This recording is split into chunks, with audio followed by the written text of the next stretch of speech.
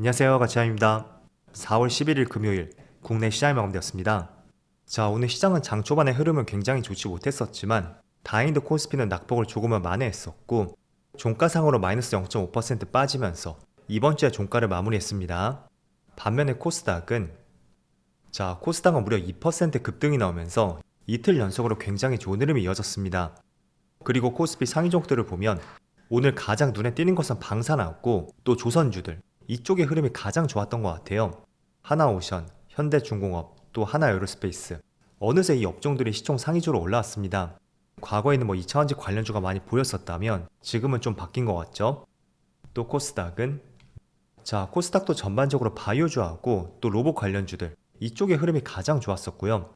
반대로 많은 수출 기업들, 반도체, 2차원지 관련주 이쪽은 다소 부진했던 것 같습니다.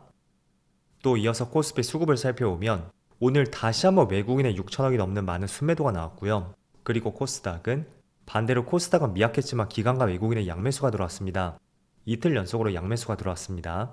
오늘까지 이틀 연속으로 양매수가 들어왔습니다. 그리고 삼성전자 오늘도 역시 외국인의 많은 순매도가 있었고 11일 연속으로 순매도가 이어지고 있습니다. 참 언제쯤에 외국인의 매수가 들어올까요? 그리고 하이닉스도 마찬가지로 오늘 외국인의 많은 순매도가 있었습니다. 그리고 하나에어로스페이스 이쪽은 이틀 연속으로 기관과 외국인의 양매수가 들어오고 있고 또 하나오션도 마찬가지로 기관이 수급 주체인 것 같은데 어쨌든 오늘은 양매수가 들어왔습니다. 그럼 이어서 주체별 매매 동향에 대해서 살펴보도록 하겠습니다. 4월 11일 외국인이 가장 많이 매수한 종목은 하나에어로스페이스, 펩트론, ABL바이오, 삼성 SDI, 네이버 이렇게 순서대로 매수했고 또 기관은 하나오션, 주성엔지니어링, 현대중공업, 하나비전, 하나에어로스페이스 이렇게 순서대로 매수했습니다. 이어서 1증시를 보겠습니다. 이틀 전에 미국 증시에 기록적인 폭등이 있었고 어제는 다시 한번 굉장히 좋지 못한 흐름이 나왔습니다. 나스닥은 마이너스 4% 이상 빠졌고요. 저가를 다시 한번 확인해보면 마이너스 7%까지도 굉장히 큰 낙폭이 나왔습니다. 그리고 S&P 500 마찬가지로 어제 급락했었고 다우지수도 많이 빠졌습니다. 또 반도체는 무려 8%의 폭락이 나왔죠. 때문에 전날에 미국 증시에 폭등이 있었다고 해도 저는 오히려 급격하게 상승했다는 것이 굉장히 찝찝하게 생각이 되었고요. 아니나 다를까 오늘 새벽에 크게 하락하고 말았습니다. 일단은 제 생각에 어제 크게 낙폭이 있었다고 해도 직전 저점 있죠? 이 저점 부근에서 크게 돌렸다는 것은 코스피 코스닥 모두 마찬가지입니다. 이 저점을 손절 라인으로 잡고 이 구간 안에서는 지수 자체가 박스권이 형성될 수가 있고 그렇기 때문에 개별 종목도 마찬가지로 여기를 손절 라인으로 잡고요. 한번 관심 있었던 종목에 대해서는 이 구간 안에서 모아가보는 전략도 괜찮은 것 같습니다. 물론 아무 업종이나 매수해서는 안 되겠죠. 그래서 이거는 조금 뒤에서 다시 한번 말씀드릴게요. 그리고 추가적으로 아시아 증시 일본도 4% 급락하고 있고 반대로 대만 증시는 오늘 빨간불이 들어오고 있습니다. 그리고 중국 증시는 보합이죠. 자, 지금 촬영 시점이 1시 반쯤 되었는데 오늘은 상대적으로 코스닥 쪽이 훨씬 좋은 것 같습니다. 코스피는 아무래도 글로벌 증시를 따라갈 수밖에 없는 만큼 오늘은 미국 증시와 비슷하게 움직이고 있고요. 그리고 개별 종목들을 많이 살펴보면 대체적으로 코스피와 비슷한 흐름이 나왔을 거예요. 자, 1차적으로 삼성전자 지속적인 주가의 하락이 있었고 어제 한번 돌리는 흐름이 나왔었죠. 또 SK 하이닉스도 마찬가지입니다. 그리고 2차원지 기업들 LG화학도 마찬가지였고 금융주 또 바이오주도 대체적으로 비슷한 흐름이 나왔습니다. 제가 조금 전에 미국 증시를 통해서 말씀을 드렸던 것은 어쨌든 지수 자체가 한 차례 크게 급등이 나왔었고 이날이었죠. 그렇다는 것은 시장이 한번 변곡이 형성이 되었으니까 만약에 정말로 내가 저점 투자 관점을 갖고 있다면 기존의 변곡점이 형성된 주가 있죠. 그 주가 하단부에서 손절 라인을 잡고 매수를 해볼 수도 있다는 거죠. 그래서 제가 가장 좋아하는 흐름은 이런 패턴이에요. 길게 봤을 때는 제가 주봉상의 차트를 말씀드렸었죠. 자, 삼성전자 2년 전의 차트를 보겠습니다. 주가가 장기간 동안 눌렸었잖아요. 그런데 주봉상의 21선 그 추세를 돌파하는 첫 흐름이 나왔었고 누가 봐도 이거는 추세를 돌렸었던 대표적인 캔들이었습니다. 그럼 우리가 생각해 볼 수 있는 것은 우선은 1차적으로 흐름을 돌렸기 때문에 그 돌렸던 캔들의 최근 저점 이 저점만 깨지 않는다면 다시 한번 주가가 눌린다고 했을 때 그때는 최적의 매수 기회가 될 수 있다. 제가 이런 말씀을 굉장히 많이 드렸을 겁니다. 그래서 저는 코스피도 마찬가지라고 생각이 되고요. 한 달 동안 주가가 계속 눌렸잖아요.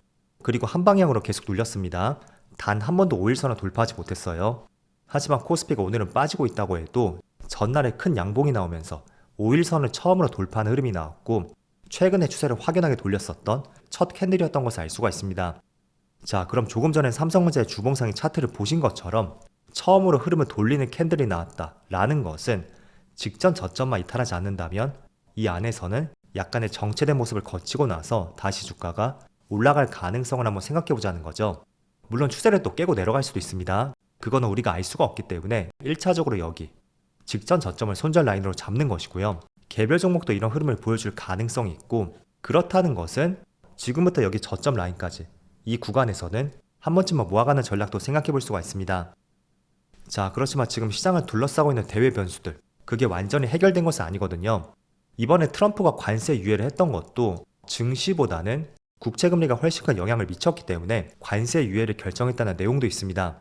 왜냐하면 최근에 10년물 국채금리 가격을 보세요. 이게 채권 수익률 차트인데 최근 4월 7일부터 해서 10년물 국채 수익률이 굉장히 크게 뛰었습니다. 일반적으로 채권 수익률이 올라간다는 것은 이거는 가격과 반대로 움직이거든요. 그만큼 가격은 하락했다는 뜻이 될 수 있고 누가 미국의 국채를 팔았다는 증거가 될 수도 있습니다. 그래서 이거는 누가 팔았는지 아무도 알 수 없습니다. 알 수 있는 주체, 그거는 미국의 재무부라든지 미국 정부만 알 수 있을 거예요. 그렇지 않고서는 다 추정만 할 수밖에 없겠죠.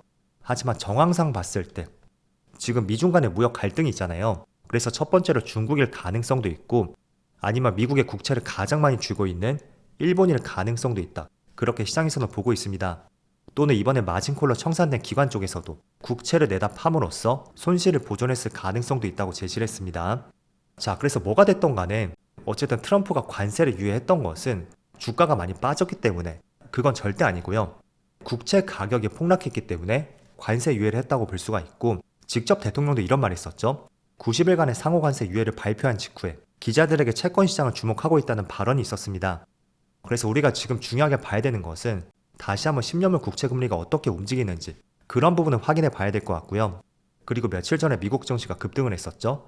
그때는 일부 10년물 국채 금리가 다시 떨어졌습니다. 하지만 전날 밤부터 오늘까지 다시 한번 국채 금리가 뛰고 있습니다.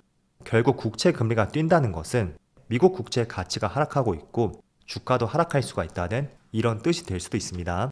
그래서 트럼프가 직접 국채에 대해서 발언을 했던 만큼 앞으로는 이 10년물 국채 수익률 한번 지속적으로 살펴보시고요. 또 최근에 몇 개 언론사에서 이런 기사가 나오고 있는데 이게 지난 60년간의 차트거든요. 3회 법칙이라는 차트예요. 한마디로 파란색은 실업률의 추이이고 또 여기 회색 음영 있죠. 여기는 실업률이 급증하면서 경기 침체가 왔었다는 신호를 나타내는 것입니다.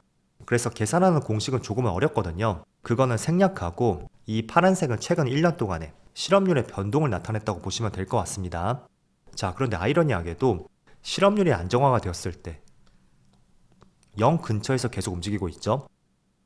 실업률이 안정화가 되었을 때는 약간의 차이는 있었지만 그 끝은 다시 한번 실업률 급증과 함께 경기 침체가 왔었다. 그 점을 알 수가 있습니다. 그래서 최근도 마찬가지예요. 실업률이 최근에 안정세를 찾았었고 최근 들어서 조금씩 뛰어오르는 모습이 나오고 있습니다. 자, 때문에 몇 개 언론사들의 내용들을 보면 최근 2, 3년간 실업률이 안정화가 되었던 만큼 과거의 추세를 봤을 때 머지않아 미국 시장도 경기 침체가 올 것이다. 그런 전망을 하는 것도 상당히 많습니다. 그래서 그거는 결론적으로 우리가 알 수밖에 없는 만큼 조금 더 시간을 지켜봐야 될 것 같습니다. 그렇지만 몇 가지 정황상 데이터들을 본다면 경기 지표가 많이 좋지 않다. 그것만은 사실인 것 같습니다.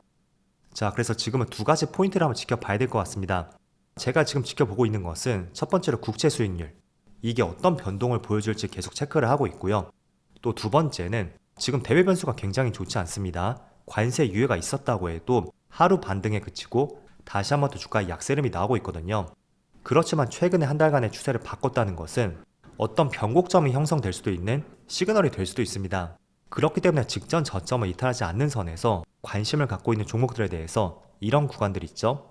N자형으로 눌렸을 때, 자, 이렇게 추세가 빠지다가 반등이 나왔습니다. 그럼 추세가 한번 바뀐 거예요. 하지만 다시 또 조정이 나올 가능성이 있겠죠. 그리고 이중 바닥을 만들고 올라갈 가능성도 있습니다. 그래서 이 위치를 저는 노리는 것이고요. 하지만 제 생각이 항상 틀릴 수도 있기 때문에 직전 저점을 손절 라인으로 잡고 앞으로는 계속 대응해 볼 생각입니다. 때문에 이 두 가지는 꼭 반드시 한번 살펴보시고요. 지금처럼 어려운 시장을 잘 이겨내보자고 말씀을 드리겠습니다. 자, 그럼 정말로 어려웠던 한 주였는데 이번 주도 정말로 고생 많으셨습니다. 그럼 저는 주말 쉬고 다음 주 월요일 영상에서 다시 찾아뵙도록 하겠습니다. 모두 즐거운 저녁 되세요. 감사합니다.